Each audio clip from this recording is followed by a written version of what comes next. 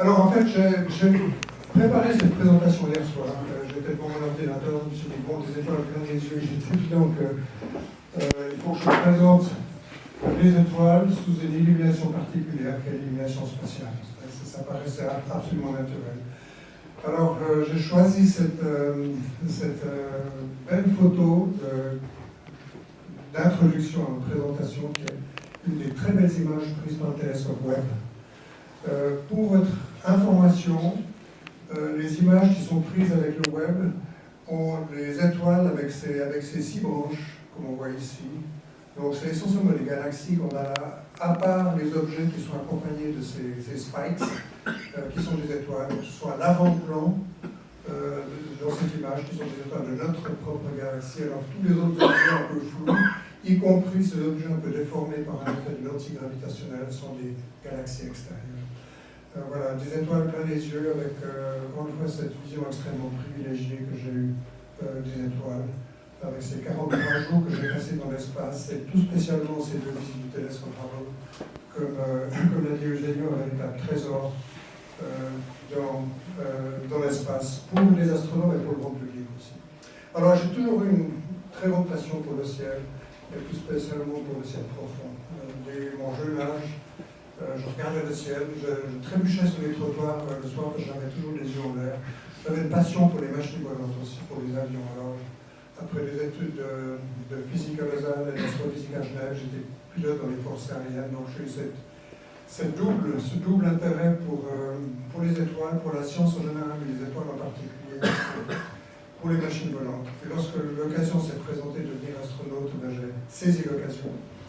Alors, je vais vous montrer 2 ou 3 images de ce qui m'a inspiré. Il est évident qu'on a marché sur la Lune quand c'était publié en 1954, j'avais 10 ans, et pour moi une formidable source d'inspiration, et c'était avant le début de l'exploration de l'espace qui a commencé avec Sputnik 1 en octobre 1957, ensuite Gagarin 1961. Mais ça, c'est une aventure fascinante, et pour moi ça m'a beaucoup marqué. C'était finalement la première fusée réutilisable, bien avant le Falcon 9 de Elon Musk. La fusée de Tintin qui a le tournesol et faire du pont, tout ça, elle était réutilisable.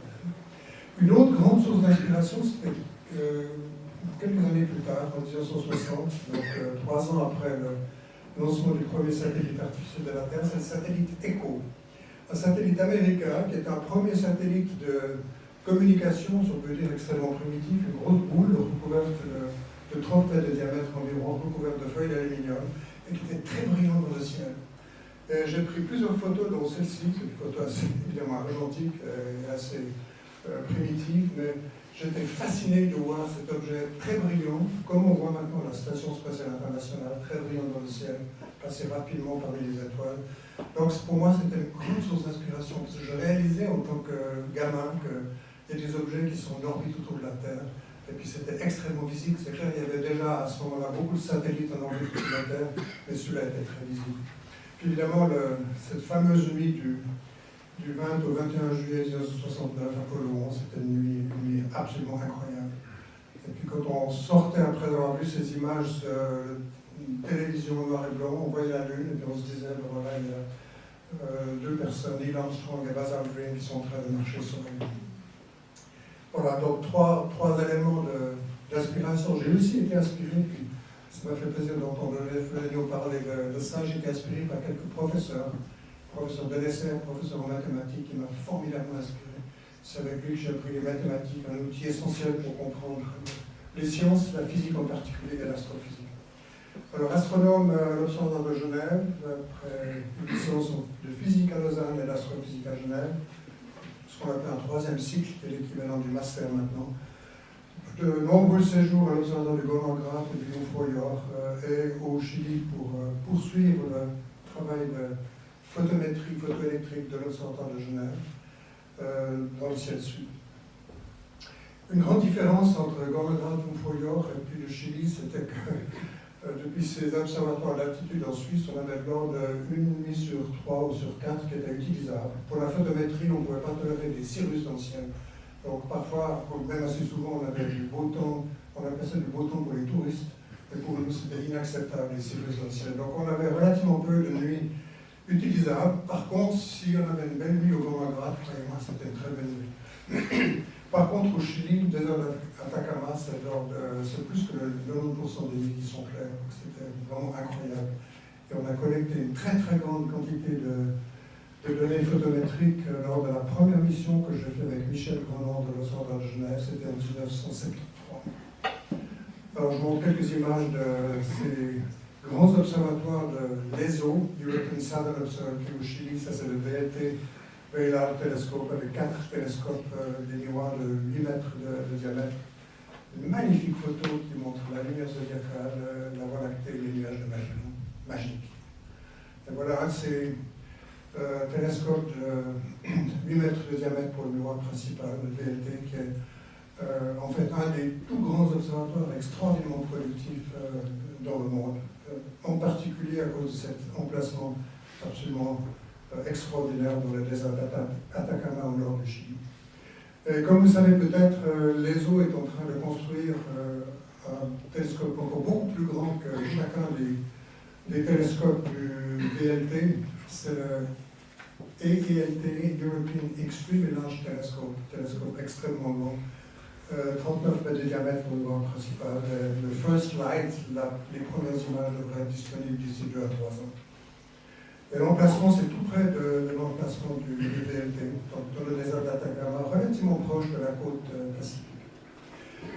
Alors voilà, astrophysicien, pilote militaire, et tout à coup, il y a eu l'opportunité pour les Européens et les Européennes de devenir astronautes, invités par les États-Unis dans le cadre du programme de la navette spatiale.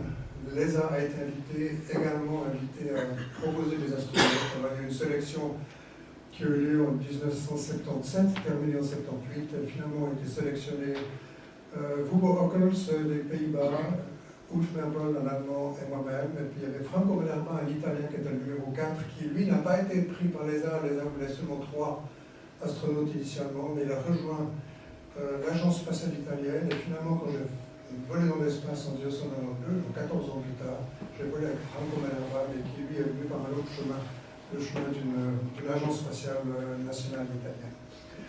Alors voilà, entraînement à Houston, absolument fascinant. Et pour moi, cette idée d'aller dans un vaisseau spatial qui est un avion spatial, finalement, ça combinait ma passion pour la science, pour les étoiles en particulier, pour les machines volantes.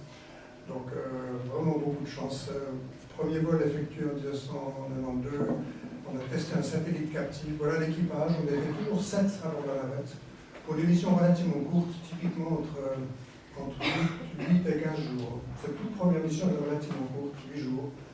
Et on a testé ce qu'on appelle un satellite captif, satellite au bout d'un câble conducteur d'électricité, pour vérifier la possibilité de générer de l'énergie électrique dans l'espace sans utiliser des panneaux solaires, en utilisant l'effet d'induction. Si vous avez un conducteur électrique qui se déplace rapidement dans un champ magnétique, vous créez une tension électrique. Vous pouvez boucler le circuit via l'ionosphère. On avait non seulement une tension électrique mais un courant, ce qui signifie qu'on avait la puissance électrique générée de cette manière. Alors voilà l'équipage, 7 personnes, Lawrence Schreiber, le commandant, on avait une astronaute américaine, Marsha Higgins. Et cette photo n'a pas été prise dans le simulateur lorsqu'on préparait cette mission, elle était dans l'espace. Parce que vous voyez comment l'apesanteur influence la géométrie des cheveux longs. Moi, je n'ai jamais eu cette expérience. Mais Marsha Higgins, vous voyez comment se comportent ses cheveux en apesanteur. Alors, la première mission, je viens la décrire brièvement. D'ailleurs, ma troisième était une mission semblable, parce que ça n'a pas très bien marché la première fois, le satellite captif. Mais ma deuxième, à fin 1993, était la première visite du télescope Hubble, depuis son lancement en 1990 dans l'espace. On a un problème assez majeur avec Hubble. Mais voilà ce télescope. L'idée de la NASA et l'Agence spatiale européenne était d'avoir un télescope dans l'espace, relativement proche de la Terre, de façon à pouvoir être lancé avec la navette spatiale et de pouvoir faire des missions de maintenance à la suite de ce lancement. Puis heureusement que cette capacité a existé, parce que le projet du télescope Hubble se serait terminé très rapidement s'il n'y avait pas eu cette possibilité de visiter le télescope dans l'espace avec la navette et des astronautes spécialement équipés et entraînés.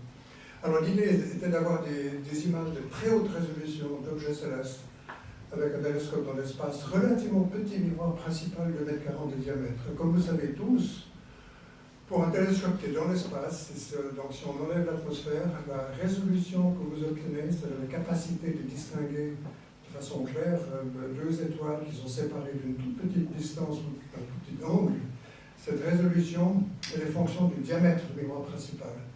En fait, en radian, la résolution est égale à lambda sur d, lambda étant la longueur d'onde, et d, le diamètre du miroir, le dénominateur. Donc, pour un grand miroir, vous aurez une toute petite valeur qui montre la séparation que vous arrivez à distinguer pour une étoile double. Alors, avec le télescope Hubble, on allait pouvoir obtenir une résolution de l'ordre de grandeur d'un 20e de seconde d'arc.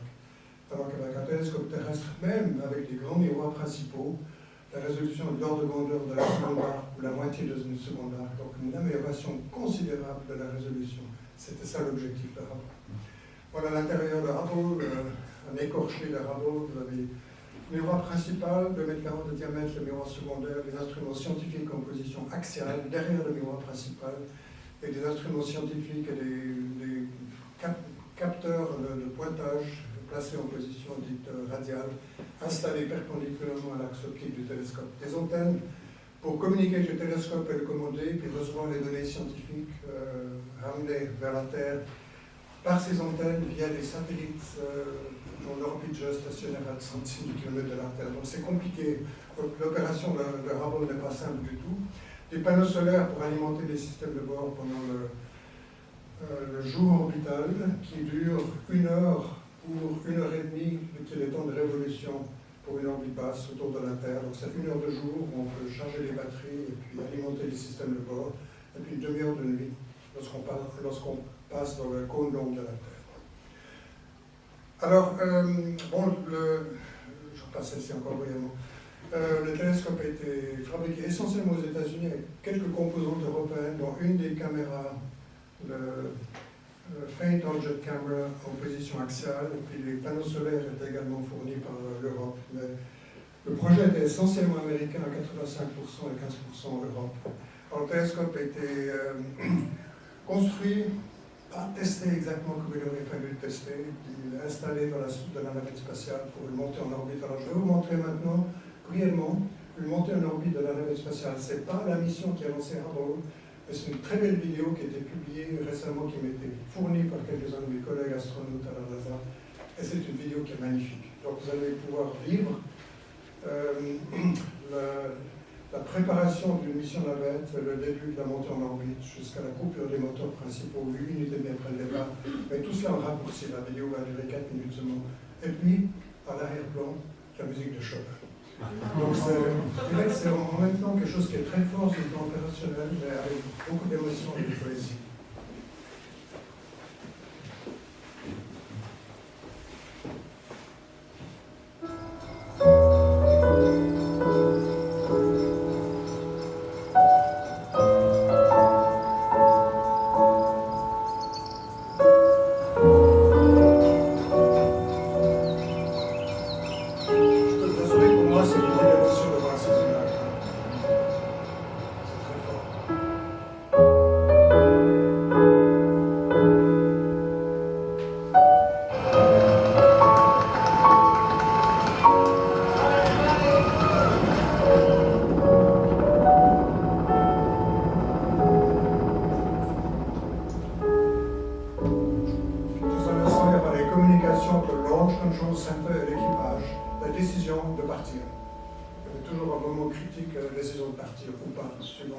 L'état technique de la navette ou la météo. Okay, Sam, looks like the weather came together tonight. The vehicle's in great shape, so it's time to go fly. It's time to go fly. In a couple weeks, it's time to go fly. 10, 9, 8, 7, 6, 2, 1. Booster ignition and liftoff of Shuttle Endeavour.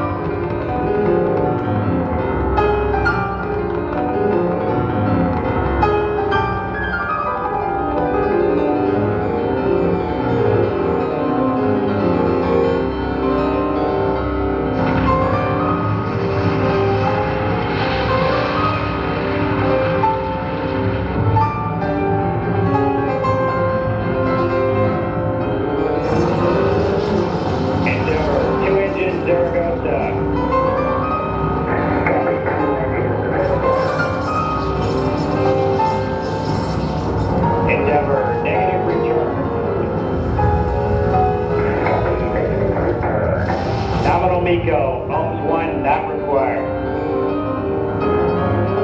Copy, Capital Echo, Holmes 1, not required.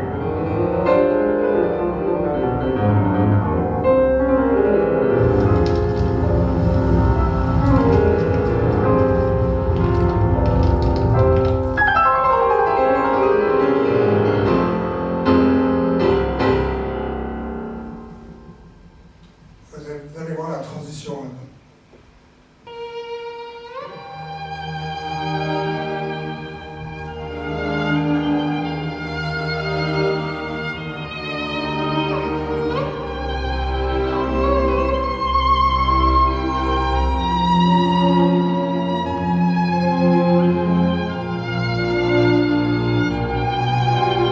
La soute, on avait deux overhead windows.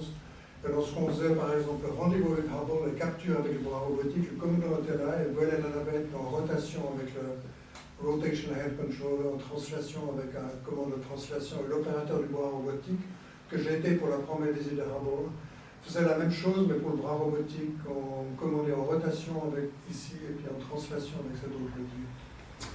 Là c'est le travail compliqué, beaucoup d'entraînement et en même temps de la passion.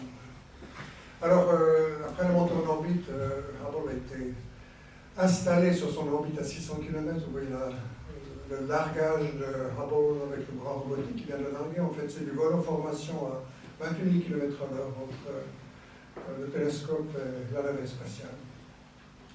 Alors, bon, j'ai mentionné ce problème, un problème relatif à la forme exacte du miroir principal. Il est un tout petit peu trop plat, ce miroir qui est évidemment concave. Il était 2 microns trop plat à la périphérie d'un disque de 2,40 m de diamètre.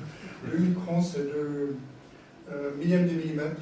Et ça paraît assez bon mécaniquement, mais optiquement, c'est inacceptable. C'est une erreur qui est largement plus grande que la longueur d'onde, qui est de l'ordre de 0,5 microns pour la couleur jaune. Alors, la NASA a décidé de mettre sur pied une mission de réparation et installation de correcteur d'optique, et j'ai eu cette très grande chance d'être désigné comme un des membres d'équipage de cette mission de sauvetage. Alors, 7 personnes, comme toujours.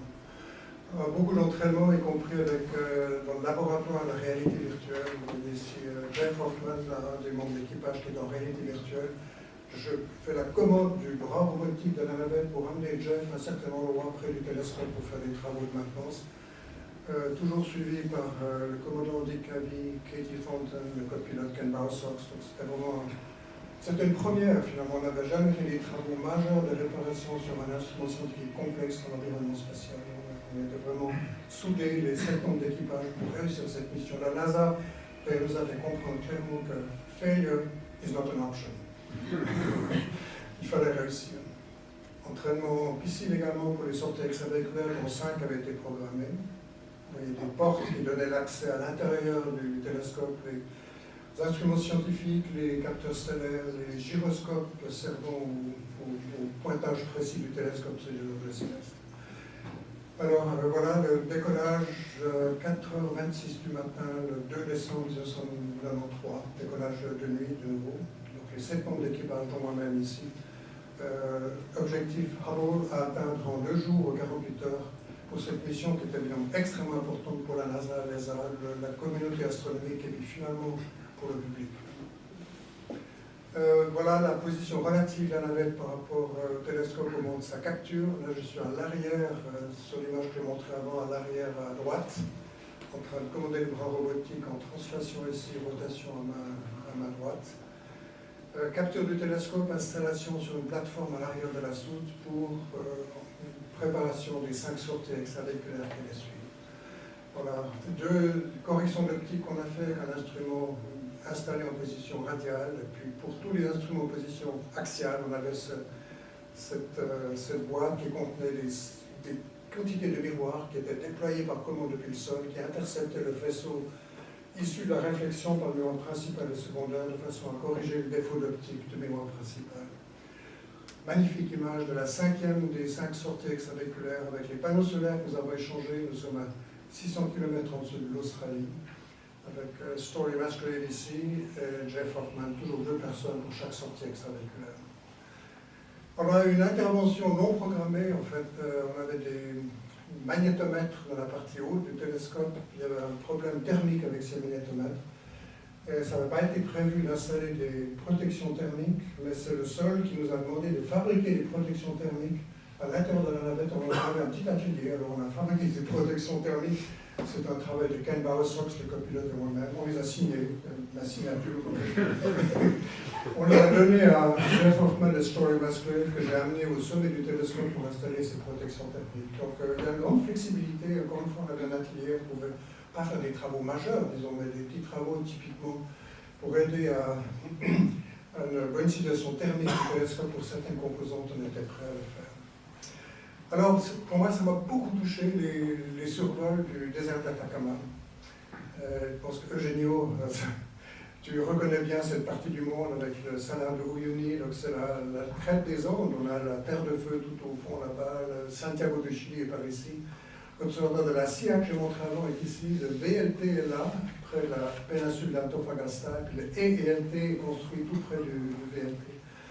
Alors le télescope est pointé vers la Terre, mais c'est clair qu'on n'observe pas la Terre. Il est fixé dans la soute de la navette pour nous, et certains ces passages sur le désert d'Atacama m'ont toujours beaucoup touché avec ces nuages qui couvrent l'océan Pacifique jusqu'au littoral, et ensuite pratiquement jamais de nuages sur le désert d'Atacama, d'où l'installation de ces grands télescopes de l'ESO. Ça, c'est une image qui me touche beaucoup aussi, la beauté stupéfiante du télescope et ces images très contrastées qu'on avait imaginé que nous sommes là avec une éclipse de soleil par le télescope. Le soleil est ici, derrière le télescope, il illumine les panneaux solaires comme des grandes feuilles d'or. On est pratiquement au moment du passage sur le terminateur, la limite jour-nuit à la surface de la Terre, et on s'éloigne sur un vecteur vitesse qui sort de l'écran. Donc quelques minutes plus tard, le soleil est toujours là, au même endroit. Là, il était ici, mais relativement loin de l'horizon. Là, il est beaucoup plus près de l'horizon. Donc vous avez un croissant de terre qui devient de plus en plus mince.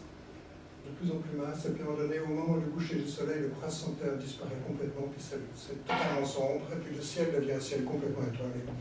Donc c'est cette image contrastée de ces panneaux solaires dorés sur le fond de ciel complètement noir était magnifique. Alors la mission a bien réussi, on a eu un succès total, et puis surtout la correction d'optique, on ne le savait pas à ce moment-là parce qu'on ne pouvait pas encore faire une vérification, mais dans les semaines qui ont suivi, on a eu la confirmation que la qualité optique du télescope avait été totalement restituée. Là, c'est quelques résultats qui ont été obtenus relativement peu de temps après notre mission de fin 93. Toutes les images ont été prises en 94. Impact de comètes sur Jupiter, les fameux piliers de la création Messier 16, région de formation stellaire, et puis c'est protoplanétaires, des disques protoplanétaires autour de proto-étoiles. C'est des étoiles qui sont en formation dans la nébuleuse d'Orion, et on voit des régions de matière sombre autour de ces proto-étoiles qui vont se transformer dans le futur en des systèmes planétaires autour de ces étoiles. Magnifique résultat. Donc on voit que la formidable résolution de Hubble nous permettait d'avoir des résultats absolument stupéfiants sur les processus physiques dans l'univers. Et puis ça, c'est le premier deep field, comme on appelle. Le télescope est resté pointé pendant 10 jours dans la même région du ciel, puis a observé le contenu d'une toute petite fenêtre, à peu près 2 minutes d'arc sur 2 minutes d'arc. C'était une fenêtre où on voyait essentiellement rien depuis la Terre. Et après 10 jours de pause, des centaines et des centaines de galaxies. C'était absolument stupéfiant. C'est le premier de plusieurs deep fields qui ont été pris par Hubble dans les années qui ont suivi. Alors j'ai eu la chance de retourner vers Hubble, cette fois-ci comme un des membres d'équipage prévu pour une sortie extravéhiculaire en 1999. C'était ma dernière mission. On avait cette fois des problèmes avec des gyroscopes, des Rate Sensor Units, dont 4 étaient tombés en panne sur les 6, et les 2 restants n'étaient pas suffisants pour pouvoir pointer le télescope vers les objets célestes. Alors je suis là en train d'effectuer cette sortie extravéhiculaire de 8 heures environ avec Mike Fall. On a échangé une caméra de pointage et l'ordinateur principal à Hubble, et puis les gyroscopes ont été échangés par une autre équipe de spacewalkers, d'astronautes prévus pour les sorties extravéhiculaires de cette mission. Alors voilà, on a passé un peu plus de 8 heures avec Mike Fall. Ça signifie qu'on a fait 5 fois le tour de la Terre pendant cette sortie extravéhiculaire. C'était jour-nuit, jour-nuit, jour-nuit. Et pendant la nuit orbitale, on illuminait la place de travail avec ces projecteurs. On avait toujours un avertissement 1 minute before sunset, parce que c'est jour, jour, jour, jour. Et tout à coup, en 20 secondes, c'est la nuit. On allumait ces projecteurs avant le coucher du soleil pour parler tout à coup devant un trou noir. Pendant la demi-heure de nuit orbitale, on travaillait avec la place de travail illuminée par ces projecteurs. Voilà, très belle image du largage de Hubble à la fin de cette mission de décembre 1999. Le télescope était saisi avec le bras robotique, soulevé de cette plateforme à l'arrière de la soute. On est en train de survoler le Terminateur. Regardez la beauté d'une pareille image. Le Terminateur, la limite jour-nuit à la surface de la Terre. Ici, le soleil illumine notre vaisseau spatial, puis par réflexion, on a la lumière du soleil réfléchie vers la partie basse du télescope. Quelle splendeur, toujours des images extrêmement contrastées. Alors, je montre quelques images prises par rapport, je ne vais pas aller dans le détail parce qu'il n'y a pas le temps malheureusement, mais pour montrer l'extraordinaire richesse des résultats obtenus par Hubble. C'est une région de formation stellaire dans le grand nuage de Magellan, l'amas globulaire, amas des galaxies, nébuleuse du voile dans le cygne, les restes d'une supernova. Des magnifiques images de nébuleuses planétaires, c'est la fin de vie d'une étoile. Une étoile mourante est ici au milieu, puis éjecte des grandes quantités de gaz à la fin de sa vie avant de devenir soit une étoile à neutrons ou bien une naine blanche. Et là, c'est une image qui a été publiée relativement récemment. Le télescope, 35 ans après son déploiement en orbite en 1990, fonctionne toujours bien parce qu'il y avait cette possibilité de le visiter. À chaque visite, on le rehaussait chaque fois à l'altitude nominale de 600 km. On faisait tous les travaux de réparation nécessaires pour lui donner une longue vie. Et regardez cette splendide image des deux galaxies. Regardez.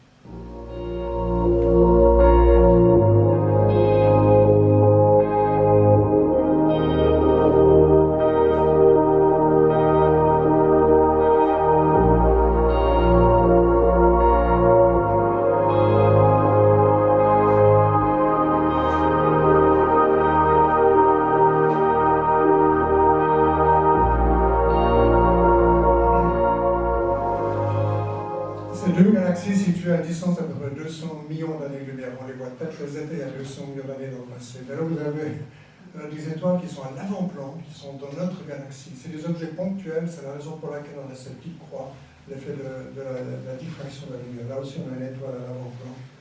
Donc on a cette extraordinaire profondeur, quelques images d'étoiles à l'avant-plan dans notre galaxie, des objets extraordinairement éloignés. D'une part, quelle beauté de ces images et quel contenu scientifique absolument stupéfiant.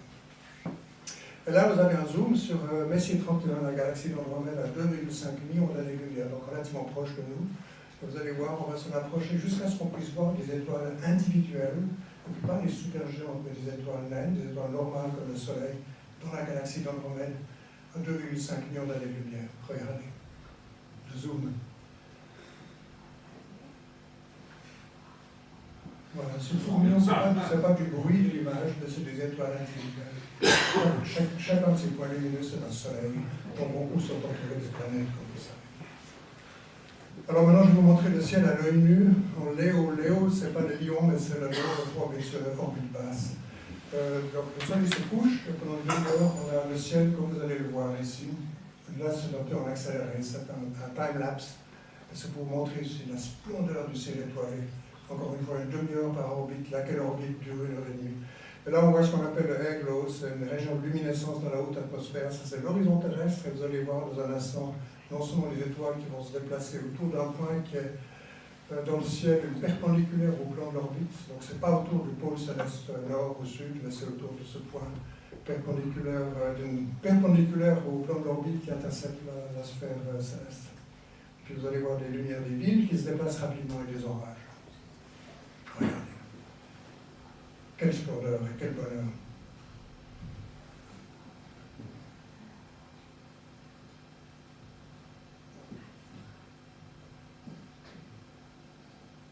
Oui, les orages.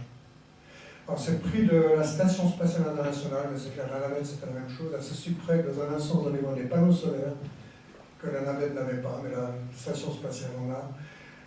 Les panneaux solaires suivent le soleil qui est en dessous de l'horizon, et puis au moment où les panneaux solaires vont être pratiquement à la verticale, ça suffit qu'on a le lever du soleil, et là vous allez voir, on va quitter l'environnement de nuit pour la transition vers le jour. Regardez cette beauté, les lumières des villes de nuit.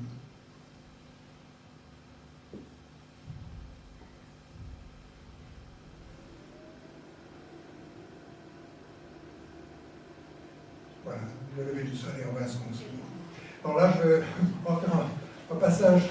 Là ce n'est pas évidemment des étoiles plein les yeux, mais c'est des vues de la Terre plein les yeux. On va traverser l'Europe jusque dans la région de l'Égypte. Encore une fois, c'est en accéléré, donc c'est un time-lapse. Vous voyez le Royaume-Uni, vous voyez Londres, ça c'est Paris, c'est les lumières des Pays-Bas au nord de l'Europe et de la Belgique. Ça c'est le bras robotique de la Station spatiale internationale. Alors allons-y. On voit déjà les lumières de Milan et de Turin. On va voir le lac Léman ici. Turin, Milan, la mer Adriatique, on voit la Corse et la Sardaigne, on va suivre la côte de l'Italie en direction de la mer Méditerranée qui est un petit peu couverte de nuages avec quelques orages en Albanie. Et là on voit déjà les lumières d'Israël, ça c'est le delta du Nil avec le bassin cru du Nil, on a traversé la mer Méditerranée. Encore une fois, c'est encore accéléré.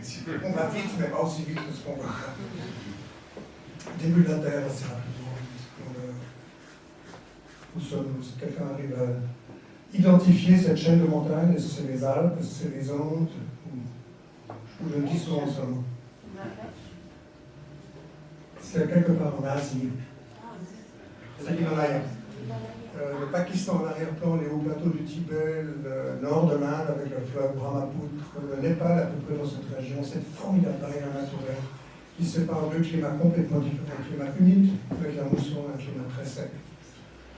Regardez cette splendeur découverte.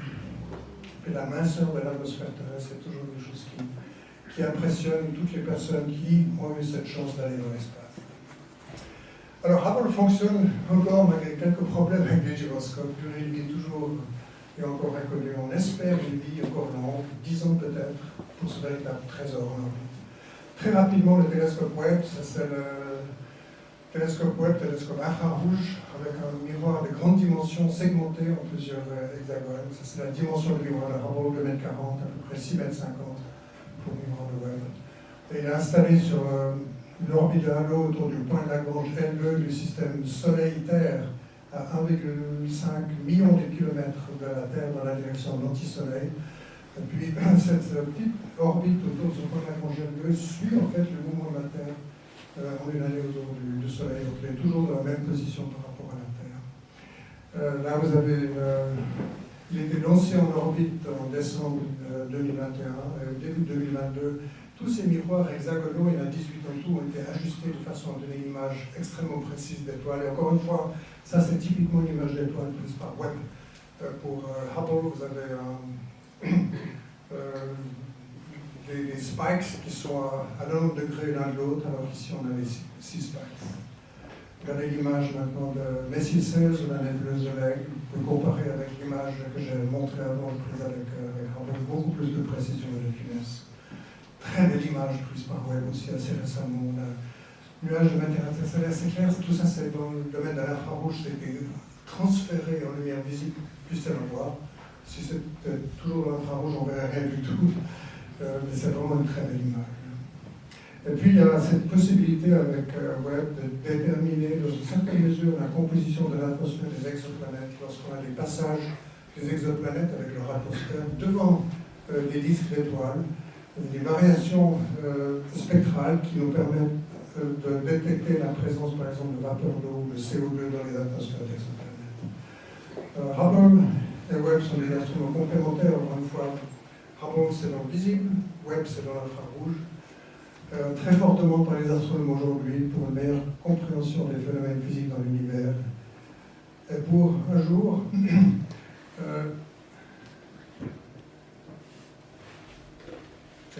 c'était interrompu là.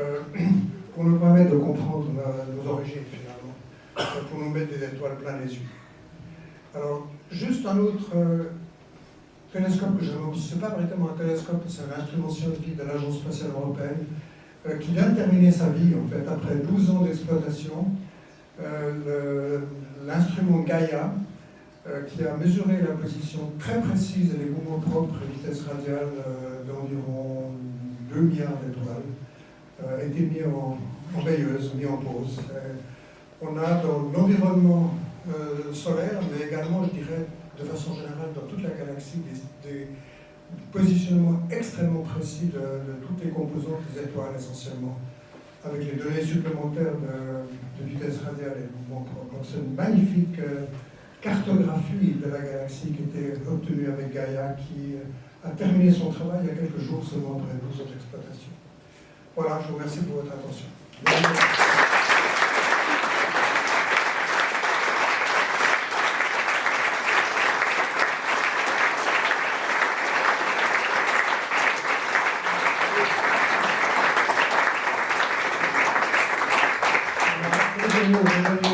Désolé d'avoir été un peu long, mais c'était difficile. Merci.